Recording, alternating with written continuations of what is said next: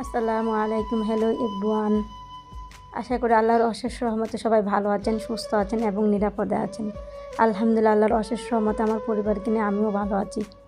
শুরু করছি নতুন দিনে নতুন আরেকটি লাইফস্টাইল ব্লগ ভিডিও। আমার ভিডিওতে আপনাদের সবাইকে আমন্ত্রণ জানাই। যে যেখান থেকে দেখছেন বা শুনছেন প্লিজ একটা লাইক দিয়ে আমার ভিডিওটা দেখা কন্টিনিউ করবেন।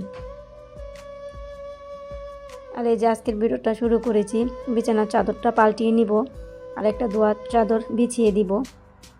এই যে প্রথমে বিছানা বালিশের কাভারগুলো খুলে নিলাম, তারপর আমি বিছানার চাদরটা উঠিয়ে নিলাম। তারপর এখন আমি খাটটাকে সুন্দর করে মুছে নিব। কালকে এই ভিডিওর ভয়েসটা দিতে বসছিলাম, কিন্তু মন একদমই ভালো না, মানে ভিডিওর ভয়েস দিতে একদমই ভালো লাগছিল না। কালকে দিতে বসেও আবার দিতে পারিনি, তারপর ঘুমিয়ে গিয়েছিলাম। আর সত্যি কথা বলতে মনটা প্রচুর পরিমাণে খারাপ। আপনারা তো দেখছেন, মানে বিশ্ব অনেক পরিমাণে যুদ্ধ লেগে গেছে, মানে এই কারণে মনটা বেশি পরিমাণে খারাপ। ফেসবুক অথবা ইউটিউব যেখানে ঢুকি না কেন অনেক পরিমাণে যুদ্ধের খবর শোনা যাচ্ছে। জানি না, আল্লাহ তাআলার কাছে বেশি বেশি সবাই রোজা থেকে দোয়া করেন, জানি প্রবাসী ভাইরা আমাদের হেফাজতে থাকে। অনেক প্রবাসী ভাইরা কিন্তু বাইরের কান্ট্রিতে অনেক টেনশনে আছে, তার মধ্যে আমরাও কিন্তু অনেক টেনশন করছি, জানি কোন সময় কি হয়ে যায়। এই যে আল্লাহ তাআলা জানি সবাইকে হেফাজত করে, এই আর কি। তারপরে এই যে আমার বিছানার চাদরটা আমি বিছিয়ে নিলাম।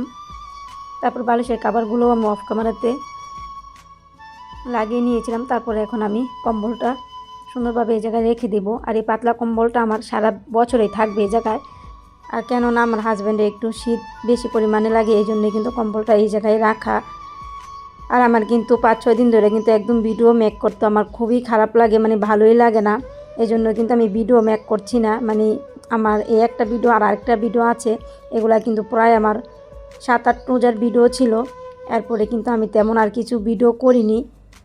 মানে মন মানসিকতা ভালো না থাকলে যেরকম ভয়েস দিতেও ভালো লাগে না, এরকম মোবাইল হাতে নিয়ে যিনি ভিডিও করব এগুলো কিন্তু ভালো লাগে না।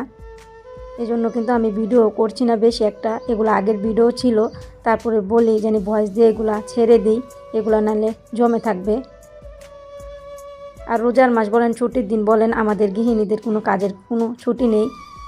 এই যে কাজ করলে কিন্তু কাজে লেগেই থাকে। ছেলে মেয়ের ঘর এদিক দিয়ে এলোমেলো করে, ওই দিক দিয়ে এলোমেলো করলে গুছাতে রাখতে পারি না। মানে কথা ভয়েস দিতে গেলেও কিন্তু অনেক বেজে বেজে যাচ্ছে, ভালো লাগে না দেখেই কিন্তু এরমটা হচ্ছে আমার মনে হয়। কি করব কোনোই বুঝতে পারছি না। তারপরে যে আমি কিন্তু তারপরও রোজার মাসে যত সদ্য চেষ্টা করি জানি কাজটা একটু কমিয়ে ইবাদতে একটু মন দিতে পারি, জানি রোজার মাসটা অন্তত ইবাদতে একটু বেশি করে মন দিই। এই জন্য কিন্তু আমি এগুলা ফার্নিচারগুলো সপ্তাহে একবার মুছি, তাছাড়া কিন্তু আমি প্রত্যেক দিন মুছি না। আর এই যে আমার সকালবেলা কিন্তু আপনারা দেখলেন বিছানাটা গুছিয়ে এতে শুরু করলাম, কিন্তু সকাল কিন্তু আমার তখন 12টা বেজে গিয়েছিল। এর আগেই কিন্তু আমি সকালে উঠে অনেক যাবতীয় কিচেনের কাজ, তারপরে সকালবেলা উঠে আমি কোরআন তেলাওয়াত করি। আলহামদুলিল্লাহ, সকালবেলা আমি রোজার মাসে সব সময় সকালবেলা ঘুম থেকে উঠে 8:30-9টা বাজে আমি উঠে প্রথমেই কোরআন তেলাওয়াত করা শুরু করি, তারপরেই কিন্তু আমি যাবতীয় অন্য কাজ করে থাকি। কিন্তু রোজার মাসে আমার এই যে সব কিছু মিলিয়ে কিন্তু আমার ভিডিও এখন মেক করতে আর ভালো লাগে না, এই জন্য কিন্তু ভিডিও তেমন আর নাই। এই যে আজকে ভিডিওটা আপলোড দিলে, যদি আল্লাহ বাঁচিয়ে রাখে, যদি আপলোড দেই, আর একটা ভিডিও আছে ওইটা দেওয়ার পরে দেখা যাক, ভিডিও বানালে মেক করলে তারপর আপনাদের সাথে শেয়ার করব। আর যদি ভিডিও মেক করতে না ভালো লাগে আর নাও শেয়ার করতে পারি, এই আর কি। তারপরে এই যে সব কিছু মুছামুছি করে তারপরে কিন্তু আমি রুমটা সুন্দরভাবে ঝাড়ু দিয়ে নিব। এই যে রুমটা ঝাড়ু দিয়ে তারপর আমি অফ ক্যামেরাতে আমি ওই সবগুলো রুমও ঝাড়ু দিয়ে নিব। তারপরে এই যে এখন আমি সুন্দরভাবে পরিপাটি করে রুমটা কিন্তু গুছিয়ে নিয়েছি। আর যে এখন ভয়েস দিতে বসছি প্রায় 3টা বেজে গেছে। তারপর কিন্তু আবার বিকালবেলা রান্না করতে হবে, রান্নাই করবো, ইফতারি বানাবো না। এই জন্য বেশি একটা প্যারা নেই। ইফতারি বানাতে গেলে আর সেহারির জন্য রান্না করতে গেলে কিন্তু অনেকটাই আমরা গৃহিণীরা প্যারার মধ্যে পড়ে যায়। এই জন্য ভাবলাম রান্নাই করে নিব, ইফতারি আর বানাবো না। আর ইফতারি খেলেও আমার হাজব্যান্ড, আমার অনেক পরিমাণে গ্যাসের প্রবলেম হয়, এই জন্য কিন্তু আমার ইফতারি বেশি একটা বানানো হয় না। ভালো হয়েছে, এক হিসাবে আমার কাজটাও অনেকটাই কমে গেছে। মানে ইফতারি বানাতে গেলে আর রান্না করতে গেলেও দুটোটাই কিন্তু অনেকটাই হিমশিম খেয়ে যাই আমার মনে হয়।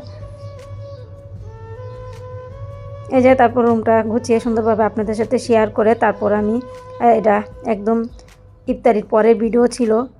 মানে ওই দিন আমি মনে আছে একটা ভিডিও ছেড়েছিলাম, মানে সারাদিন রোজা থাকার পর কেতে কী হয়ে যায় আমি নিজেও জানি না।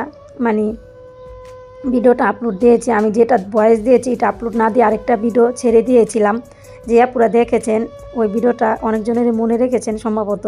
তারপর আমার মন মানসিকতা একদম ভালো ছিল না, তারপর আমি এটা রান্না করেছিলাম, তেমন কিছু ভিডিও করিনি। শেষ পর্যায়ে যাই তারপর একটু ভিডিও নিয়েছিলাম, এই যে আমি রান্না করেছি এটাই আপনাদের সাথে শেষ পর্যায়ে একটু ভিডিও করেছিলাম, আপনাদের সাথে একটু শেয়ার করবো। আর এর ফাঁকে কিন্তু আমি কিচেনটাকেও সুন্দরভাবে পরিপাটি করে গুছিয়ে নিয়েছি। এই যে গুছিয়ে তারপর আপনাদের সাথে আবার আমি একটু ভিডিও শেয়ার করছি। তারপর এইগুলো করে তারপর আমি ওই ভিডিওটা ডিলিট করে তারপরে কিন্তু আমি যে ভিডিওতে ভয়েস দিয়েছিলাম ওই ভিডিওটা আমি ছেড়েছিলাম। তারপরে মনটা একটু হালকা হলো, মাঝে মধ্যে এরকম হয়ে যায় মানে ভুলভাল। তারপরে এই যে আমার মেয়ে মিষ্টি বুড়ি দিয়ে ভর্তা বানাবে, আর আমি কিন্তু টক বুড়ি এই জায়গায় নিয়ে নিয়েছি। এই জায়গায় আমি টক বুড়ি খাবো, এই যে ধনিয়া পাতা আর কাঁচামরিচ লবণ দিয়ে মেখে নিয়েছি। এর পরের দিন সকালবেলার ভিডিও ছিল এটা, মানে অল্প অল্প করে এই যে কাপড়গুলো ধুয়ে নিয়েছিল এই কাপড়গুলো আমি গুছিয়ে নিয়েছি। আর সকালবেলা উঠে কিন্তু ব্যাডগুলো গুছিয়ে নিই। প্রত্যেক দিন তো আর এক ভিডিও শেয়ার করতে ভালো লাগে না, এই জন্য আপনাদের সাথে শেয়ারও করিনি। যে পরিপাটি করে কিন্তু সকালবেলায় রুমগুলো গুছিয়ে রাখি। যে কাপড়গুলো গুছিয়ে কিন্তু আমি জায়গা মতন রেখে দিয়েছি, রেখে তারপর জানি গুছিয়ে রেখেছি। তারপরে কিন্তু আপনাদের সাথে আমি আবার একটু শেয়ার করছি। এই যে শেয়ার করে তারপর তো কালকে আপনারা দেখলেন আমি কিন্তু শুধু চিংড়ি মাছ দিয়ে আর পুঁই শাক রান্না করেছিলাম, তেমন কিছু আর রান্না করিনি। কিন্তু তারপর আমার হাজব্যান্ড আমি ভোরবেলা এগুলো দেখে কিন্তু আবার দুধ কলা দিয়ে ভাত খেয়ে নিয়েছিলাম। তারপর সকালবেলা ভাবলাম আমার ছেলে মেয়ে আবার কী খাবে, তাদের জন্য কিন্তু আবার ডিম আলু দিয়ে আমি রান্না করছি। এই যে সকালবেলা কিন্তু চিংড়ি মাছের পুঁই শাক ছিল, এটা দেখেছে। তারপরে কিন্তু আমি আবার ভাবলাম দুপুরে কী খাবে, তারপর ভাবলাম একটু ডিম আলু রান্না করে নিই, এটা আবার খাবে।